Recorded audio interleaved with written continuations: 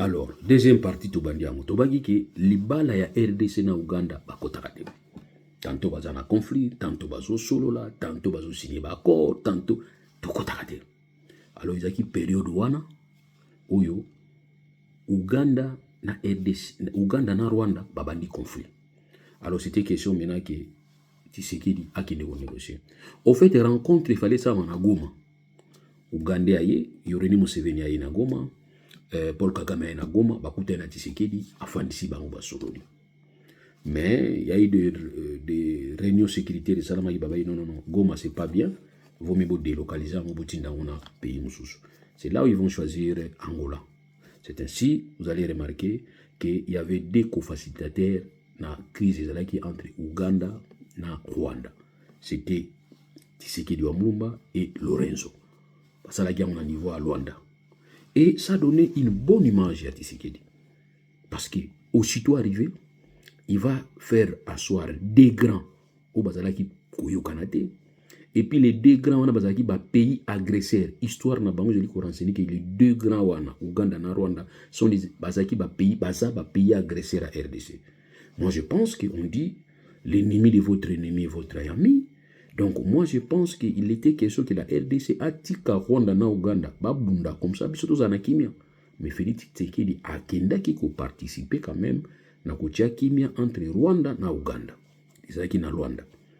Et tant que Félix Tshisekedi azozonga na RDC période wana le président qui vient de mourir ya Zambie ona moni Tina Salama a tindi ba ses sincères condoléances uti par président.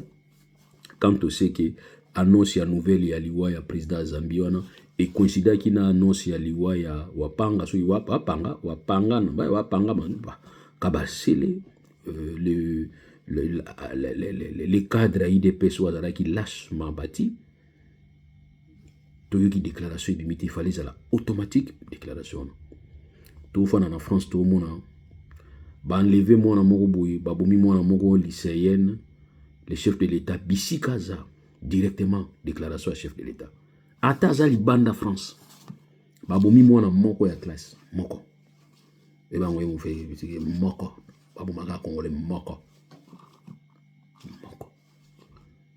chef d'état français on a sa déclaration ministre Rotayo un ministre que j'ai commencé maintenant à adopter parce qu'au départ je ne les comprenais pas, je l'ai dit hein. Rotayo je ne les comprenais pas, maintenant je commence maintenant à les comprendre et finalement je commence à l'adopter. Rotayo, ministre Bruno Rotayo. Au moins, il y a une déclaration. Mais il y a un silence radio. Oyo ndekuna bango. Partisan na bango. Lâchement assassiné. Aucun mot. Aucune phrase de compassion. Aucune. Mais le président Zambie a koufi les mêmes jours. Président Wana, Oya Zambie. Autopécie les condoléances. Mais tant que tu sais que Aoutaki Rwanda, tant que Kozonga na Kinshasa, après avoir fait réconcilier Rwanda na Uganda, nous avons été attaqués na Kota Zambie, rappelez-vous. Il y avait un territoire à Bisso où l'armée zambienne et au Kangalobi qui koma ya bango, izalaka ya bango. Période où on a kaba Bisso ba haute. Bisso bozonga osala mabelelo, Bisso ba haute lekaki. Tu veux pas tu sais que attention. Balinginde ba effacer image na yo ya malamu au monde bani ko découvrir pas na yo. Pourquoi? Parce que toi tu es victime ya comportement barbare ya Uganda na Rwanda na RDC depuis longtemps. Aujourd'hui au commis président et on te charge l'ironie du sort ba charger yo ou qui nous fait réconcilier Uganda na Rwanda. Voilà ça là on a niveau ya Goma ba déconseiller que simbate aucun na on a niveau ya Luanda. C'est la raison pour laquelle le Lorenzo Azalaki désigné ensemble comme co-facilitateur. Vous avez trouvé cette solution. Maintenant tu rentres, yo moko komi piégé, Zambie lobi territoire wane comme. Kasi président a koufile lo yem tazarol ba territoire wane comme kiayet. Lelo bo pesi condoléances. Bo bino bokangira ba congolais kanda ba ko ba critica bino kala.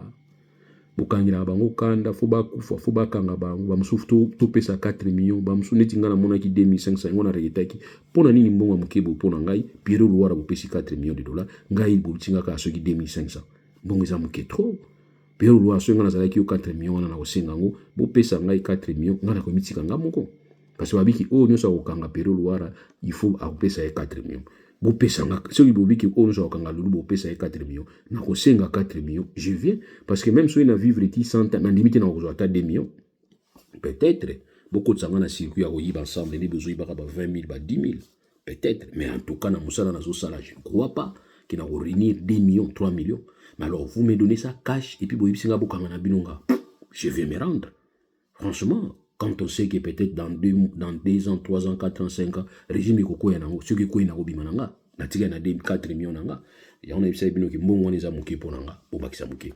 Mais président rwandais ya Zambie wana, c'était lui qui avait occupé notre territoire où ils allaient frontalier na Zambie. Prétexte que territoire wana atteint na ba papiers za rayayi. Ezaki période où Tshisekedi a outi Luanda et Kuzonga. Biso to leki to yebisi Tshisekedi. Nous étions considérés comme des conseillers non nommés à Tshisekedi. To yebisi non ko réagir te za piège. Balinginde obanda ko bundana Zambie comme ça et ko effacer image ya malamu oyo yuza na ngona mboka. Raison pour laquelle tolobiki il faut que na ba condition pour na kozala élu membre non permanent, il faut la membre des Nations Unies, ça c'est un. Et ensuite, il faut une bonne réputation diplomatique. C'est ainsi que ça peut aussi jouer. Mais la politique il y a diplomatie, il y a un gouvernement, il y a défini un gouvernement, un président de la République, un conseil des ministres. Il y a une constitution de lobby. Constitution de lobby, il y a beaucoup de ngaite ngaya batute pas moi dit ngaite ngaya batute ngaite la constitution et constitution on peut lobeli yango ba musuba mo tala ka constitution article 1 article 229 t vous a distrait ezana iloko musu ekanga na constitution ba benga yango préambule exposé de motifs ba bi ça na accord à loi l'exposé des motifs et ça na accord à loi. Quand il faut comprendre la loi dans l'esprit, il faut qu'il y ait autant à exposer les motifs. Il faut comprendre l'article 1, article 229. Si on a autant à exposer les motifs, il y a la loi, il faut comprendre la loi, il y a une difficulté. Exposer les motifs, c'est clair. Et lobby boy. Et lobby, cependant, le gouvernement, sous l'impulsion du Premier ministre, demeure les maîtres de la conduite de la politique de la nation, qu'il définit en concertation avec le président de la République. Politique qui a gouverné, a défini par le Premier ministre des Affaires étrangères. Politique nationale, il a gouverné, a défini un gouvernement en concertation avec le président de la République. Si vous flair ou on faut pas membre du gouvernement, moko. Si vous avez ça ba flair et pas ba tout ceux qui armée gagné yé, vous sommes pas flair belé, vous pouvez ça soda moko flair. Nazo ba bien que cop na bino na mero wana, yo moko yebi po no pesa que flair. Flair les racines ya bolingo. Donc c'est l'elayer. Mais le béléga, alors voilà qu'il faut avoir une réputation diplomatique. Contribution à la paix. C'est-à-dire pays nabino, il faut elakisaki balingaka kimia. Kimia bolingaka. Ezaka kimia ya bino te, mais kimia na bamboka mususu. Ça joue. Félix Tshisekedi, tu ne sais pas que tu as joué un rôle dans le conflit avec na Tchad. Ça aussi, na katia balance batili en 2024. Tu as joué un rôle. Na conflit avec na Tchad, tu as reçu tout le monde, vous avez qui facilitateur à conflit, wana. Donc tu as contribué à la paix. Donc tout ça, ça pouvait peser dans la balance. Et au droit international. Dans le droit international, nous avons aussi un droit international humanitaire. Eh oui, quelle est ta politique n'a pas déplacé ou yon mon cause na bango na mboka na yo. Aucune politique. Au pays mbongo epa ya mututel pour na ko indemniser ba victime, il y a mis. Bon wana il fallait la bon destiné pour na victime mais a ju yango aninga tongela ngo prison c'est ko tonga prison pour la ça ba victime ou bien politique et à droit international humanitaire ça ils ont cocheté beaucoup pesa bon pour na ko indemniser bato poli beaucoup pesa bon botonga babeani batonga balabala ya village territoire comme ce kalamba bouge mutali yango muto ya yo. Et ok kuna osiliki obikta on azo ba décision ti lelo décision moko izo amate ça na sens et aussi tozali na ba opération à Nations Unies mais ce qu'on comparer entre Rwanda na RDC mais Rwanda mtazo contribuer mina ba opération à Nations Unies atindi na Zimbabwe atindi na Centrafrique biso totinda contingent moko totinda na Afrique na Centrafrique Je me rappelle encore en contagion, on t'a dirigé la sœur Major Bibi. Pour Totanganae. C'est elle qui avait été là-bas comme commandante. Je le vois encore parce qu'on parlait avec elle à partir de Centrafrique, Tanzanie, en Kinshasa. Voilà, donc pour dire tout simplement que ça, ce sont des conditions. Et aussi, conditions, il faut la candidat soutenir dans la région. Tu sais qui est soutenir dans la région, pourquoi? Je vous dis. Tu sais qui est soutenir dans la région, pourquoi? Parce que tu sais qui dit, tu es victime d'une situation où l'Afrique a ligne à corriger. Tant que Wendy musique a panzanaka, où il y a qui peut belé soutenir parce que où il a demeuré victime. Les gens sont allés batikier et bah au bakenda qui basali lolendo, ya kuboa qui les bamboa qui est là. C'est ainsi baba qui non. Il faut soutenir celui qui est resté parce qu'il est victime. C'est aussi ça avec la RDC. La RDC est victime. Aujourd'hui, tout le monde se dit que non. Écoutez, tout soutenir RDC, la demande naïve. Pourquoi? Parce que elle peut aussi parler plus d'elle-même quand une victime se défend. Vous sentez bien que l'émotion, mais vous sentez, vous avez une compassion quand c'est elle-même la victime qui se défend. Raison pour laquelle la RDC, aujourd'hui, chance ou anaba pesayo, chance, n'est-ce pas, s'il faut que le baron bouille, aux ala élu, niveau, sinon, il y a certaines conditions RDC à se remplir la moitié. Parce que ce que les conditions, il y a promotion, il y a droit. C'est pas la peine. Surtout mon contribution à Kimia. Mais c'est pas le Félix Tshisekedi qui a dit qu'il va attaquer les Rwandais. Un président qui va dire ça n'a pas de sens. Un président qui appelle les partenaires avec qui il faut travailler dans un combat acteur politique, ou bien un patin, ou bien un bon. Vous sentez qu'il n'y a pas la paix dans ces déclarations. Mais je vous dis qu'il y a d'autres considérations qui ont fait que la région du Congo puisse en bénéficier. Je viens de vous démontrer les Zaïre en 1990-1991. Il n'y avait aucune indication qui pouvait permettre à ce que les Zaïre en bénéficient. Non, je ne vois pas. Je ne sais même pas qu'est-ce qui a milité à ce que les Zaïre en ce moment-là bénéficiaient. Mais je crois peut-être dans les Zaïre, dans la période où la France est allée parce que Chirac a toujours, France est toujours soutenir RDC. Et aujourd'hui, comme vous ne voulez pas croire, mais en tout cas, nous savons qu'il y a d'autres considérations où il s'agit qu'il est tous à la élu. Par contre, il ne faudrait pas que vous doutez que cette diplomatie qui est devenue agissante aussi à un certain niveau, aussi peut-être est salie. Mais du moins, il y a une divergence. Quand Mme Ouanière disait qu'il faut nous négocier, il y a d'autres cas qu'il y a UDPS, Azala qui déjà s'attaquer, et bah, comme même qu'on rappelait qu'il y a Azala qui 50%. Rappelez-vous. Donc voilà maintenant cette contradiction. Moto Binozo Finga, 50%, c'est elle qui apporte, et puis à Gomi Gozo Flair. Pendant que 100%, 100% le rôle vient à Bissot, Jean-Pierre Bimba Bazaki na kati ya gouvernement Jourouana, Bazaki flirté. Il y a ta même papier moko bakangela qui na forme flirté. Donc pour dire tout simplement que vous allez comprendre qu'il y a un moment où il faut comprendre comment agir, qu'est-ce qu'il faut dire, nos déclarations là, il faut savoir comment les placer, parce que dans ma déclaration au Tshisekedi Asali Banda 2024 Tilelo, on se rend compte que s'il faut vraiment être rigoureux, Félix Tshisekedi ne pouvait pas, n'est-ce pas, bénéficier, la RDC ne pouvait pas être élue comme membre non permanent, parce qu'ils ont rempli les conditions mouké, ils ont rempli les conditions non sautées.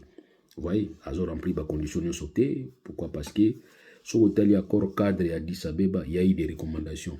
Il faut se positionner dans les recommandations. Même ceux qui partenaires en face, ils ont respecté l'engagement, ils ont libéré. Mais il faut qu'il y ait toujours de bonne foi au pouvoir monde entier qui ont un comportement où ils ont cette attitude belliqueuse. Mais or, Félix Tshisekedi a une attitude belliqueuse et cette attitude a été implémentée en membre, raison pour laquelle on ne peut pas faire. Parce que ce langage est bien. Au monde qui kimia fait il dépasse, mais ce langage est bien poussé par ton extrémisme. Et lui-même, le président, ne dit mot. Mais il y a le président a bien à côté de Deo, à Solana Batunio sur Deo, parce que ce hôtel Abraham Bouakabouanga, Azam Moutou ya Deo, ce hôtel même dans photo na yé, au moment photo à Deo na yé. Mais Abraham Bouakabouanga, pire sa Tshisekedi, parce que na Tshisekedi Tilelo. N'habite Babunda. C'est le Viembata qui devrait être comme le relais intellectuel na bango. Il n'est pas à Moutou à Deo. Vemba tasolaka bien na Tshisekedi lelo basolaka bien. Deo na Tshisekedi basolaka kitoko très bien, très bien, très bien. Ndeko na biso akufi wa panga yepe pire moto adeo. So ozui ba Jeko Beya pire bato abe. So ozui lelo Jeko Beya na ba wampanga na ba Tshisekedi groupe moko ba kopera kitoko.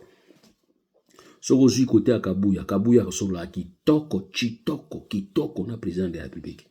Bato nyonso Kabuya basolaka bien, bien, bien na président de la République. Maintenant, posez-vous la question. Bozo bomana pour quoi?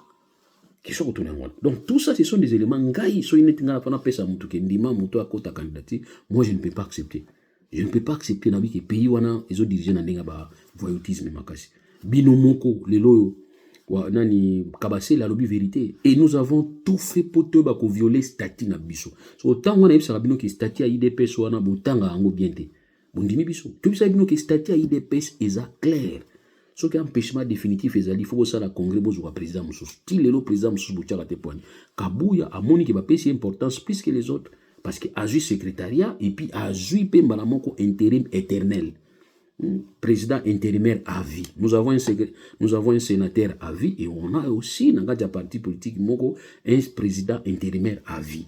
À côté de lui, il y a des présidents à vie à la parti politique. Tout ça, vous comprenez que rien ne va dans la RDC. Ça ne va pas dans la RDC. Donc voilà pourquoi je vous dis qu'il y a des choses, oyo, ceux qui va pêcher bilo rakolia, va pêcher madesu, va pêcher loso, va pêcher pouil, va pêcher nini, mais à mon besu, on va te na tondi. Avant tonda, il faut lamba yango. O lambi yango et beli après au lieu lobi na tondi. Mais bino va pêcher bino bilo qu'on a déjà que tout ça tondi déjà. C'est ça l'erreur. On vous a élu tout simplement pour nous permettre bino vous la sérieux. Ça, il faut que vous sachiez. On vous a élu pour vous permettre de vous aller sérieux. Vous allez me dire que vous avez sérieuxité. Oui, vous avez sérieuxité. Bien, vous avez sérieuxté. Est-ce qu'il faut vous rappeler bien sûr? Il ne va pas être perdre de temps. S'il faut commencer à vous rappeler pourquoi vous avez sérieuxté, ça c'est une perte de temps. Vous savez vous-même que vous n'êtes pas sérieux. Donc, vous avez sérieuxté, c'est ainsi. Vous êtes devenu, il n'y a pas longtemps, président de l'Unité africaine. Bobeti Tongwa et apporté na RDC. Passage à Félix Tshisekedi na Unité africaine comme président et exercice, ça a apporté quoi na RDC? Rien.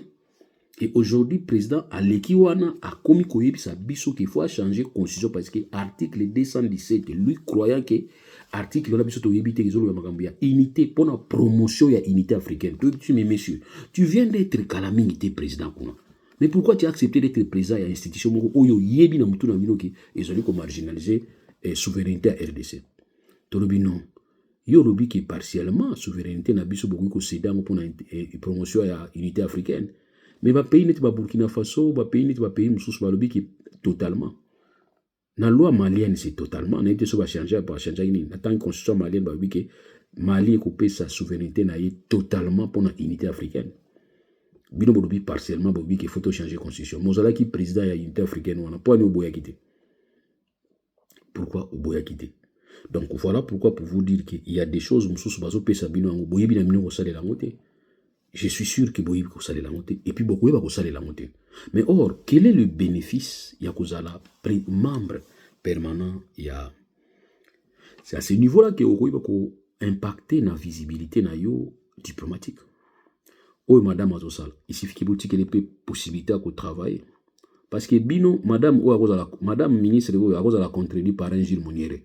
Et à vie à Gilles Mouniere, nous avons niveau IDPS. Ils ont pas compris. Eh mais oui. Donc vous prenez les gens au bazar na expertise, na expérience, peut-être na maïlité. Bangonde po balobaka makasi, babunda makasi, bino olobaka posala combat na biti combat vous avez ba marche kaka. Pendant que vous avez combat, vous se préparer pour vous gérer. Vous avez un combat éternel. Maintenant, vous gérer beaucoup de difficultés. Maman, est-ce que tu as qui IDPS? La dame ici, est-ce que tu as qui parcours? Même soumis à un membre IDPS. Vous savez que vous commissaire soumis à membre IDPS. Est-ce que vraiment membre IDPS? On a dit membre IDPS, maman, moi, qui très brillante. Maman, n'a Koufa. Oui, à Koufa, il pas été dans le bureau. Il y a ceux qui n'ont maman, vous savez comment maman. Biso yibagaye azoleka na IDPS pas débat parce que IDPS mutu so IDPS asalaka na IDPS wa to benga bunda na IDPS ya bato baleka basala ba débat na ba télévision koloba ba déclaration ba marche to yibi ba mais ba musu tozomona ba uti musika ba musu ba uti loin. Donc voilà, donc pour dire que ngai nazalaki non seulement déranger dans la classe mais nazalaki provocateur. Nous avons eu un professeur anglais, il y a un peu de difficulté anglais tilelo. C'est comme ça laquelle on m'a dit que yo comprenez la cour nga te fini mobimba parce qu'il n'a dérangé ka vie na ye. Mais nasuka azwa imaili na ngande. Ayo eu sa directeur na biso, préfet des études, azana posa ba nomengai capitaine école. Ba nomenga chef de classe. Préfet, est-ce que tu réfléchis de ce que tu dis? Qui Loulou ouais. Mais Loulou n'a pas ikona habité chayo. Nous vous informons que Loulou Azawa Pileka, Gavika, c'est fini, renvoyé. Parce qu'il n'y a pas de dégâts dans la salle. À partir de l'élo, Loulou Azawa nommé commandant école. C'est là où j'ai compris qu'il doit avoir la responsabilité. Pour eux, ils ont signé ma bé. Mais je vous dis, c'est là où je suis devenu sérieux. Et classe, c'est kimia parce que muto ça va marquer les nanga ndenge mona babino RDC va comprendre que vous avez voyou, nous sommes des fous. Moi on a des films à père moi le biki vous en ba mine vous ça la monter vous êtes des ignares ya on va pisi biso responsabilité pour nani biso moko to ba ko vendre image na biso oui pour la sécurité na biso et aussi pour la image na biso ya bonne gouvernance parce que iloko ko boma bino ezani c'est mon appelle ça. Mboa lingia bala mwana roi boy. Roi lingiti, mboa lubinga obala. Mboa kiko zo bato ebele ya quartier, ya famille, ba côté lié, ba bina roi tika mwana bala. Roi lubina omdimate mboa bala mwana. Ngawi tika ya bala kaka isa problème te. Roi kena kiti ya fandi. Mariage. Mboa lubi yem takolia liboso.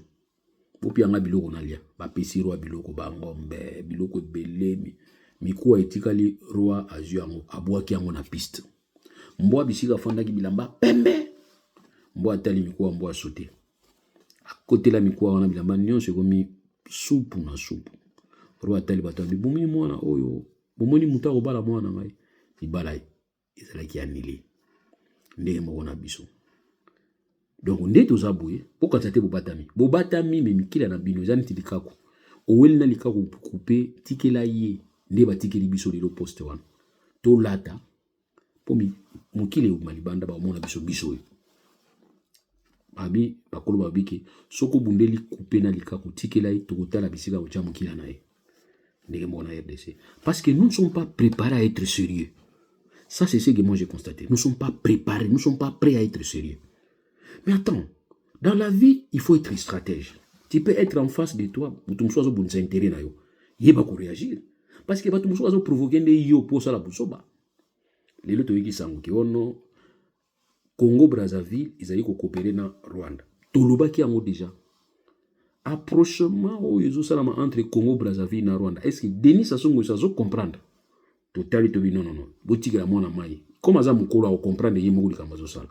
Et aujourd'hui on apprend que Denis Sassou Nguesso bazo rompre contrat ya Fitoyozo bazana on a Rwanda ya 99 ans. Troubi mais attends. Est-ce que asangisi parlement na yi? Est-ce que asangisi ba classe politique boutika bango? Mais qui chasse comment qui pourrait ya ko kata ba relation na RDC na Brazzaville. Troubi oh. Pourquoi ta relation na Brazzaville? Likamba munene ko falo kata la raison ba nani ba relation bukata te. Christian Malanga côté la nzelani. Nzela Brazzaville. Bolandaka procès ba côté la nzela Brazzaville. Azwaki teni wapi, azwaki minduki wapi, a côté la kindengi nini, minduki wana azola sabino auti na ngoni États-Unis. Ndeni mutauti na États-Unis, ti aleki a côté na RD. Tout ça botuna ki question te poto kata relation. Relation parce que Brazzaville ça li rapprochement na Rwanda. Mais Brazza répondre bino, est-ce que bino bo pondre la biso batuto ko soana ba ma beto malabo. Biso kanti est-ce que Brazzaville ça la j'étais pas déstabiliser biso. Aujourd'hui to le bini. Tikira bango. Total la place bazo ki na logique na bango. Tant on beaucoup comprendre que partenaire wana biso to zoboya ye na tina. Tant que vous avez beaucoup rendre compte, vous avez fait ça raison après. Aujourd'hui, vous avez raison, c'est aussi ça la diplomatie. C'est aussi ça la diplomatie. Diplomatie, il y a réserve. Bino réserve, il y a chaud, bino nyon son rayon. Bataille de pes. Président Nabango. gouvernement bato populisme bato chocho so ngozo Amérique na gouvernement Tshisekedi il faut za moto chocho populisme biloba loba vous en a chance pas peso responsabilité mais bato a dit non boyete boke na politique ya kimia bato na bazwa place pembe na Tshisekedi bazwa la place était faut les cas bana kufinga bato les cas bana kolakisa Kabila lelo so ngozo place na Tshisekedi bana ko gangela Kabila finga Kabila tu as la chance mais or biso tozo pesa ba objectif to bi objectif wana il faut le tout possible au parler aussi bah priorité pour l'Afrique.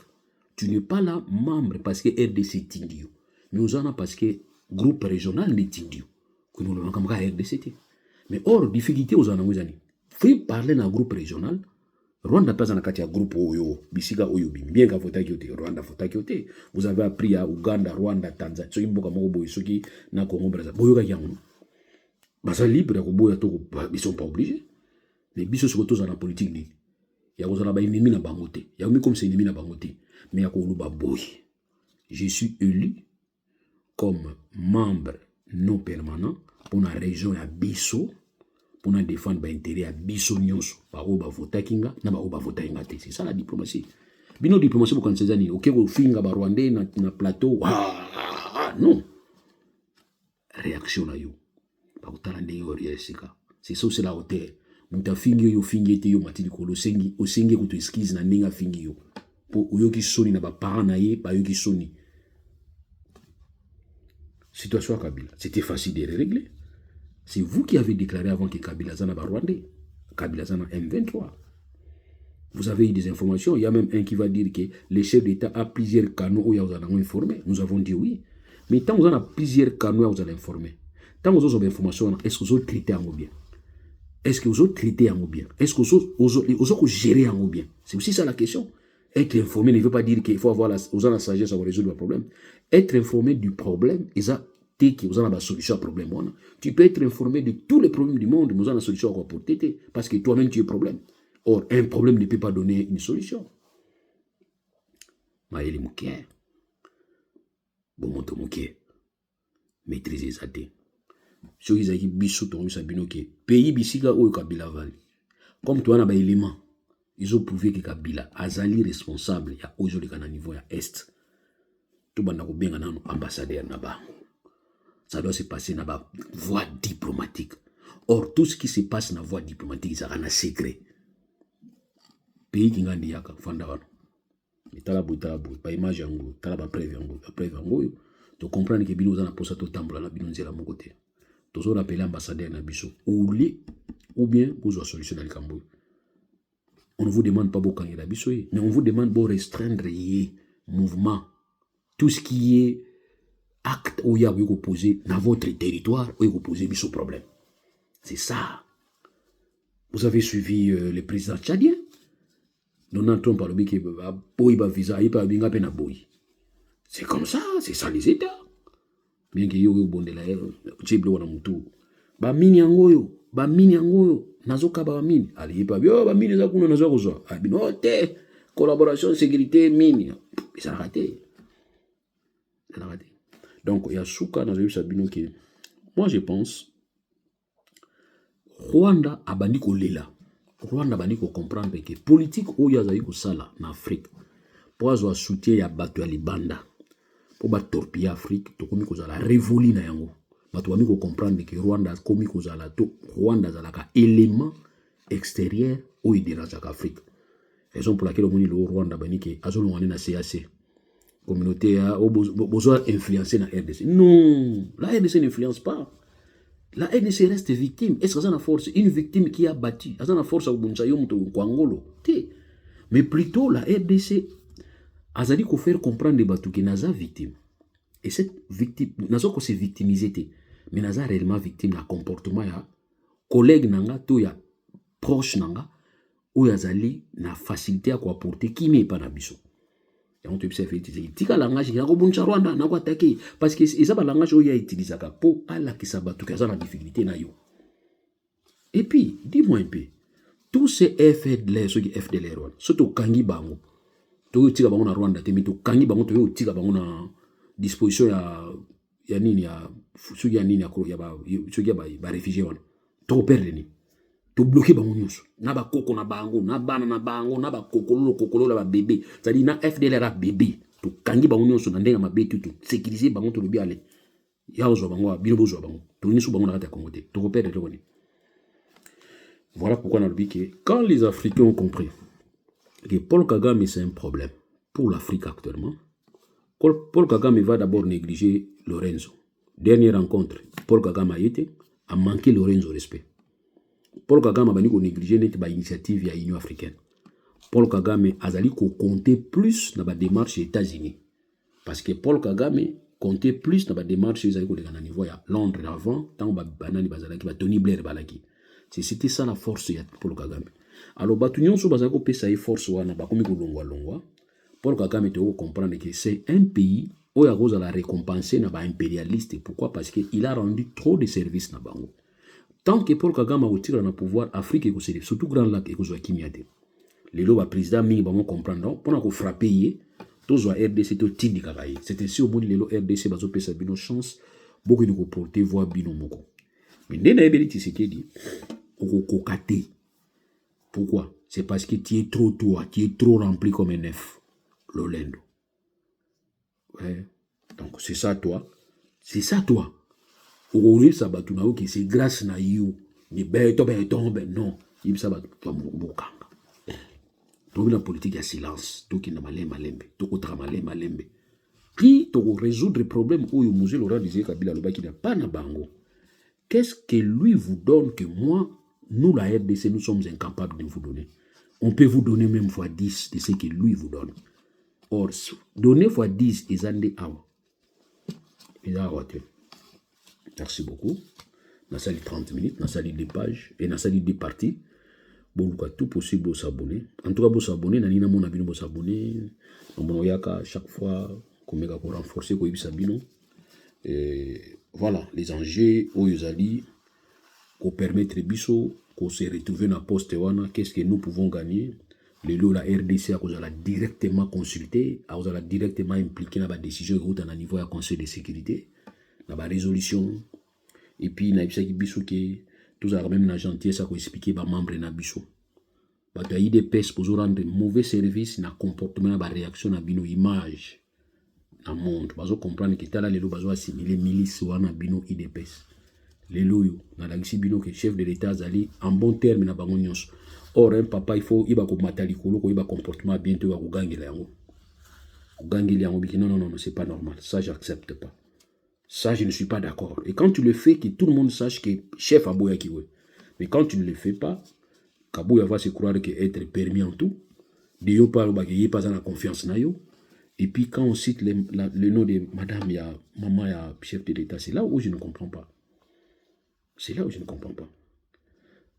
Vous comprenez? Oui, maman Sifa. Non seulement Zaki maman est chef de l'État, mais Zaki moi c'est chef d'État Kalaba, Zaki na Zamba. Elle là on peut même l'appeler comme combattante parce que Zaki na Mubali na Zamba. Je ne pense pas que Mouzé Laurent Zazola la yemo na Zamba. Zazola na moi sur Zazola Melaye. Mafandi, Mubali Akufi, Makele les ate. Afandi, moi on a remplacé, Makele les ate. Félix, tu as trop permis à ta mère. C'est ce qui te tue aujourd'hui. Et je ne pense pas si les vieux Etienne Tshisekedi étaient vivants, allaient même accepter qu'il y ait un président. Il n'allait pas accepter. Pour preuve, Atiakio, secrétaire adjoint en charge, il y a là, Libanda. C'est là où tu vas vivre. Avec yo, vivre bien Libanda, mais moi, statut Mogobo, il peut permettre yo, au inquiéter. Merci beaucoup. Et abonnez-vous et à suivre.